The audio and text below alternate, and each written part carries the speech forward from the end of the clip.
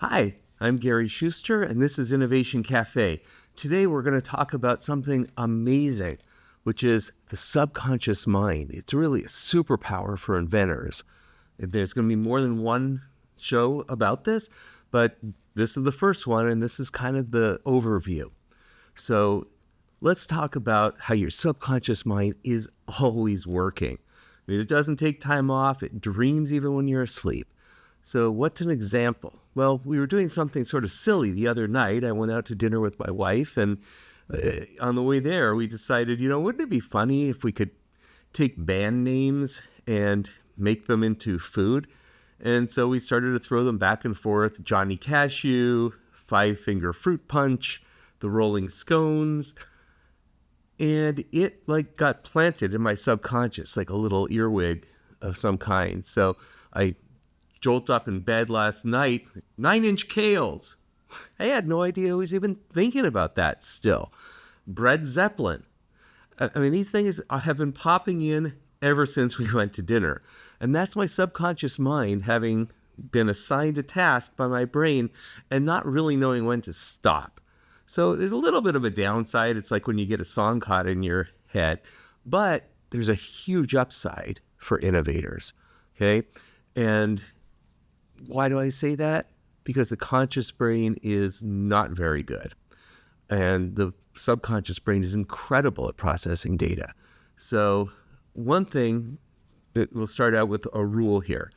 A lot of people will find something that doesn't work for them in their personal life. They'll have a problem that they want to solve at work, and they can't figure out how to solve it. And they just sort of that's just going to suck. Like they give up. They shrug their shoulders. It's not going to happen for me. Never do that. That is not a good idea. What you want to do instead is say, I will solve this, just not now. I'll solve this later. Or just, I'm going to solve this. And let your subconscious work on it. Because we all know it never stops working. I mean, things pop into your head. There's a reason. So let's take a look, first of all, at the conscious mind. So we can isolate, either this processing is either happening in your conscious thought or your subconscious. So let's look at conscious thought to figure out how much innovation is really possible there. Okay, so we'll start with something called Miller's Law, which says that humans can simultaneously hold in memory only between 5 and 9 chunks of information. So, 5 things might be all you can remember if you're really, really smart, maybe 9 things. But you can't hold more than that in your brain at once, at least short-term working memory. Long-term memory, controlled by the subconscious, you could do it, but we're just looking at the conscious mind now. So it's thought to be about 5 words, maybe 6 letters, 7 digits. Those are pretty much the averages. And there's someone named Nelson Cowan who says you can process only 4 chunks at really high speed. So if I took some number of coins and I dropped them on a counter, up to 4, you could just look and say 2, 4, however many there were. Once you get beyond 4, for some people maybe 5, you start to have to actually count them. So there's only so much that your conscious mind can do.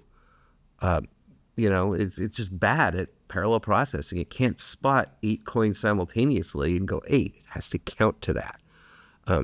Now, on the flip side, long-term memory is much better. There's someone who, blindfolded, was able to recite the irrational number pi up to 70,000 digits. 70,000.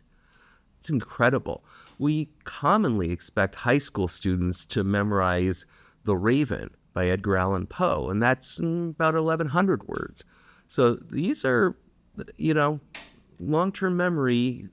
After we study long enough, stuff gets committed to that. It's accessed by the subconscious, and it makes its way to your conscious mind. And great. We can remember things. But if you're asked to simultaneously remember the first 10 words to a poem you haven't seen before, you might have trouble until you study it and you commit it to long-term memory.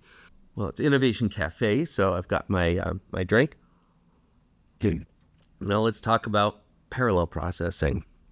Okay, the subconscious mind is fantastic at parallel processing. Your conscious mind is terrible at it. So if we could process multiple things at once in our conscious mind, ADHD would not be much of an issue, because you could just, you'd be thinking about, like I do, oh, look at that squirrel. And, wow, actually, I'm kind of hungry, but, I should do, like, all these things going on at once, and you'd be able to process them all at the same time, and it wouldn't cause lower performance in one area in order to perform in another. That's not how your conscious mind works. Your conscious mind is pretty much happening in a serial manner, not a parallel manner. So, distracted driving laws recognize this. If you're driving and you're checking your phone while having a conversation, you might miss something. If you're driving and you're looking for something on the floor, you just can't process more than one thing at once safely while you're driving. And that, of course, is why we have distracted driving laws now. People have finally recognized that. There's a person named Gloria Mark who did a study of technology workers. And technology workers, and this is amazing, average 11 minutes on a project before some kind of distraction happens. They get an email, they get a message, their Instagram pops up, and it then takes them an average of 25 minutes to return to task. So that's not a brain that's very good at doing more than one thing at once. That's a brain where you interrupt one thing and that thing stops in order to do the next thing, and then it takes a long time to get back to where you were. What's another example of how the conscious mind is really bad at parallel processing? Now, what's another example of how we know that the conscious mind is bad at parallel processing? It's called the Stroop effect, which we're going to show right here. Okay, now what we do is we write a word of a color, the name of a color, but we put it in a different color. And the idea is you have to tell me the color that the word is written in and not the word. So if the word says blue and it's written in red, you would say red. It is really hard. It's hard to do. I have a little trick, which is I blur my eyes like that so I can barely see and I can't read the word, and then I can just rattle off the colors. But if that right there is a trick, because you can't parallel process both data pieces at once, and it's really, really hard. And moving on from the parallel processing, let's just take a look at the actual processing speed of the human brain. So Hicks' law says that the more choices there are, the slower your decision making. And someone named Roth had this little addition where he says, well, if you have a higher IQ, you should have some faster reaction time. But ultimately, the more choices you have, the harder it is to process, and eventually you get to a place called choice paralysis, where you just have too many things to choose from and you can't do it. But novel and non-obvious ideas, which, if you know from watching my other videos, is kind of the criteria for what's patentable. Once you're in patentable subject matter, it has to be novel and not obvious in order to get a patent on it. They come from connecting vast sets of information.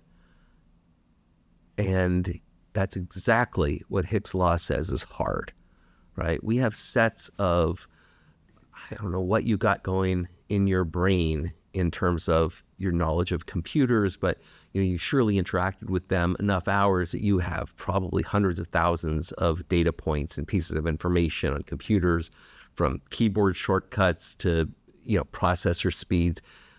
And so if you're doing something that involves a computer, you're going to have to access all of that information. And if you want to interface the computer with a particular kind of sensor to detect a particular kind of physiological behavior and then do a certain thing in response to that, we're now talking about 4 different information domains, and each information domain with hundreds of thousands potentially of pieces of information in your brain. I mean, that's a formula for failure in your conscious mind. Subconscious, no problem. It's not going to break a sweat. So let's look at the speed of conscious thought, because it is remarkably slow. In one of my YouTube shorts, I said it was 300 bits per second, But actually, I got that wrong. It's actually 5 times slower than that. It's estimated to be about 60 bits per second.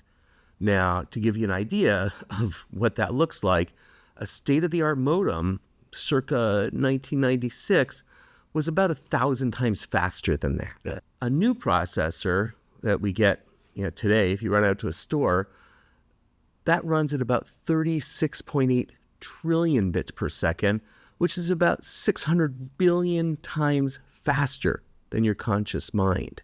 By contrast, all the human brains on Earth, if they were somehow networked together, would run only at about 480 billion bits per second. So a single processor by Intel, the Intel Core i7, reached that speed in 2013. So we are now well past a single processor. What's sitting in your computer right now is probably well past the combined conscious mind processing speed of everyone on Earth. So clearly, we're doing something other than just linear conscious thought when we're creating, when we're operating as humans.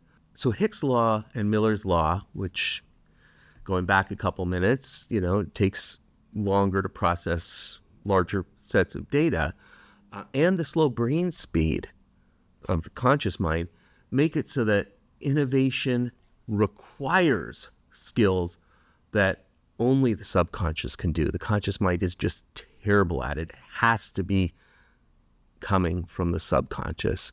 So let's look at this satellite image, and we'll use that to illustrate the conscious minds through the 60 bits per second. I almost said 300 again. Versus what the subconscious can do. And granted, this is visual processing, and it's slightly different, but by way of illustration, your visual processing is very similar to your subconscious's ability to crunch a lot of things simultaneously.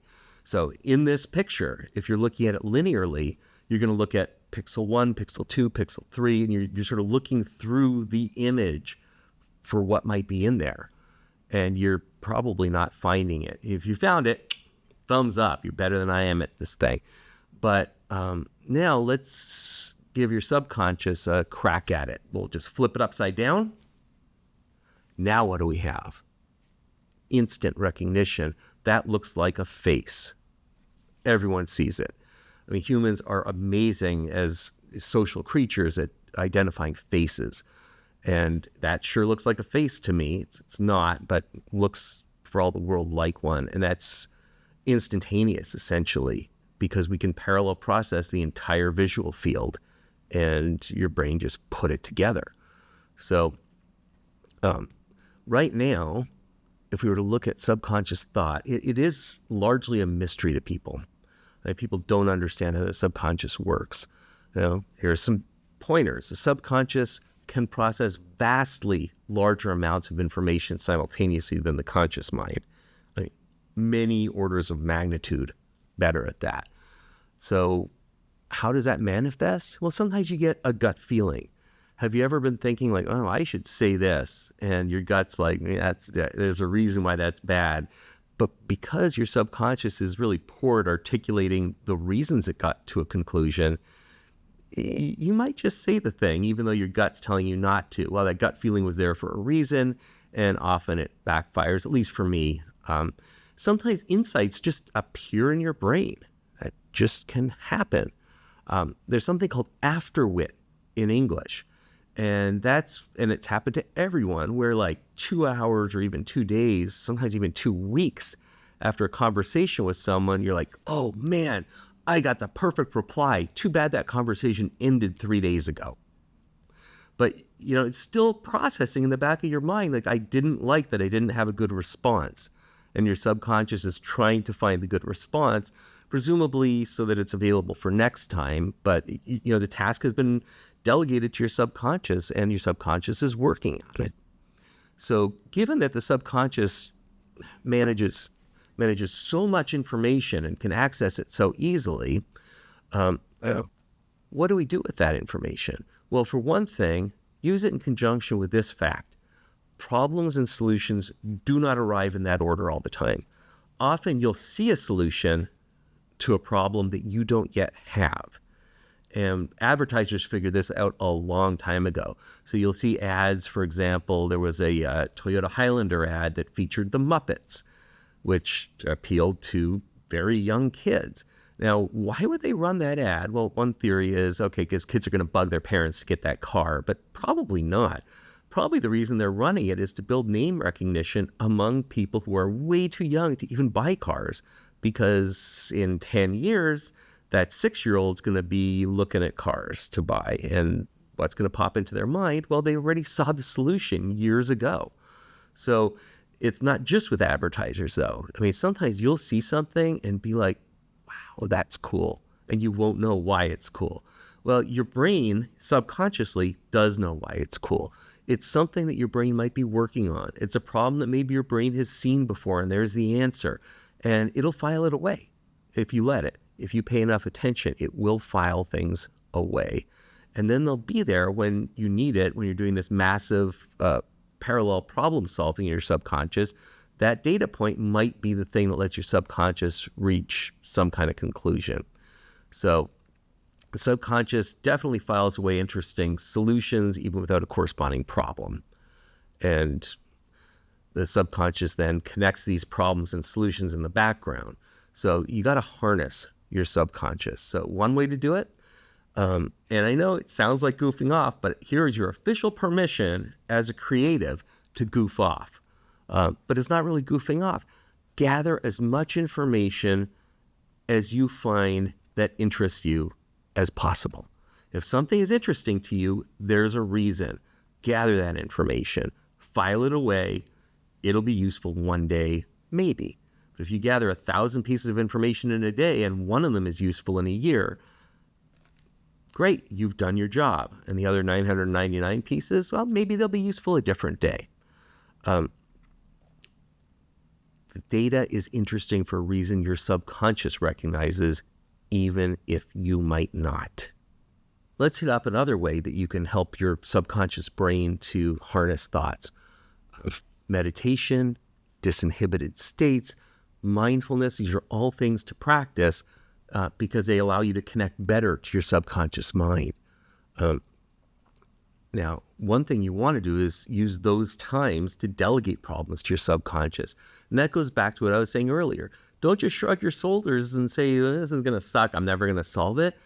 Everything should be filed away as, I'm going to solve this someday, even if I can't do it today.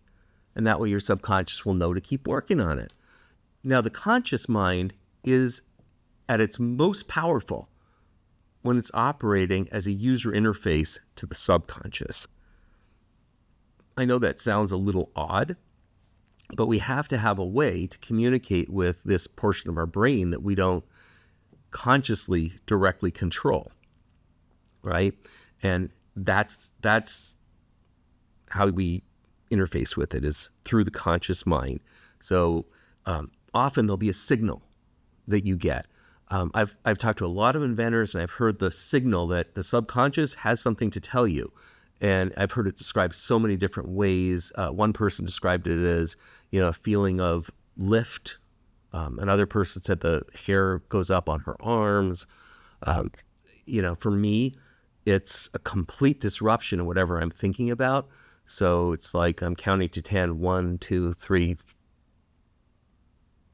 4, 5, 6, 7, 8, 9, 10, right? Like there's just a blip. And learn to recognize that. Everyone experiences it differently, but there is a signal that your subconscious sends that your conscious mind will perceive that says, maybe take a break from what you're thinking about right now because I got something to tell you. Don't ignore it. Learn to recognize it. I've actually been known to pull my car over when I'm driving when I get that signal so that I can sort of think through what it might be telling me. There's gold in that. Not always. Sometimes it's something pretty useless, but oftentimes that's where you really come up with some good ideas. So what are some tips? Okay, I'm going to leave you with some innovation tips. Pay attention to problems. Okay, your new mindset is, I will solve this. So that's one tip. Another, notice interesting things. They're interesting for a reason. Embrace random connections, and this one is huge. right? People tend to think, and just because we've been taught to do this, tend to think linearly. I'm working on problem X. The fact that my brain keeps telling me about problem Y is something that's a problem for me. No, it's not. Those random connections are only seemingly random. There's probably something in the solution to problem Y that will help you with your solution to problem X. There's a reason your subconscious is like, hey, conscious mind, think about it. Practice mindfulness and meditation regularly. That's helpful. It's another way to access your subconscious. Change how you see the world. See the world as filled with solutions and filled with problems, and they might not arrive in any particular order, but pay attention to them.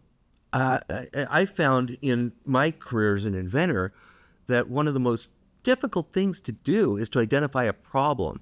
And often, once you identify the problem, the road to the solution is fairly easy compared to the road to finding the problem. So there's something that everyone's living with, and it's just like, well, it sucks for us, but everyone's living with it. Everyone else is living with it. It's just the way it is. Once you identify that as a problem that can be solved, your road to the solution is a pretty quick one, often. Not always, but often. Ideation, thinking of things, is much easier when you're disinhibited, whether that's because you're in a near sleep state, whether it's in the middle of a massage, whether it's you're driving down the street and you're singing along. And this is when I get great ideas, when I've got music probably too loud for my long-term hearing health, and I'm, driving down the freeway and stuff just comes to my mind. It's because I'm disinhibited. I'm just not thinking about anything. My mind is wondering all about. That's when things will pop up from your subconscious, and pay attention to those. And finally, and maybe most importantly, leverage your neurodiversity. Neurodiversity is huge. There is no such thing. Don't let anyone tell you that there's neurotypical, because it's not a real thing. But neurodiversity is. So why am I telling you to leverage your neurodiversity? Because it means you're thinking different, as Apple might say. And if you're thinking the same way everyone else thinks, well, that's not good. And we have this rising movement to try to get everyone to think in a similar way, where, we talk about, well, you're neurodivergent in this way. We're going to try to medicate away your neurodivergence. So there's sort of a movement to try to minimize neurodiversity and revere neurotypicality. And that's just nuts. I mean, the fact that I'm good at one thing and someone else is good in another, and I think in one way and someone else thinks in a different way, that just widens the number of people who are thinking about a problem in unique ways. And the best way to solve problems is to think different. As Apple's ad says, it's a great ad campaign. I loved it. So don't look to be neurotypical. Do look to be neurodiverse, because embrace it. If you are lucky enough to be neurodiverse in some way that assists you in your creativity, and let's just say you're in really good company, plenty of inventors, plenty of founders of some of the world's most innovative companies have at least one, usually two different types of neurodivergence. So embrace it. Love it. So what did we learn today? We learned that the conscious mind is just dumb. I mean, it's slow. It has bad memory. It's just not good at connecting different things. Can't even count 5 coins without actually going 1, 2, 3, 4, 5. But the subconscious is magical. It can just see a picture that looks remotely like a face and identify the face. It can do amazing things in parallel while you're sleeping. So pay attention to what your subconscious is telling you, and that might be the solution to your problems. So from Innovation Cafe in beautiful, wonderful downtown Vancouver, my living room, this is Gary Schuster, your friendly neighborhood inventor, reminding you to give me a subscribe, give me a like, and maybe tell a friend, and stay creative. And we'll see you next time.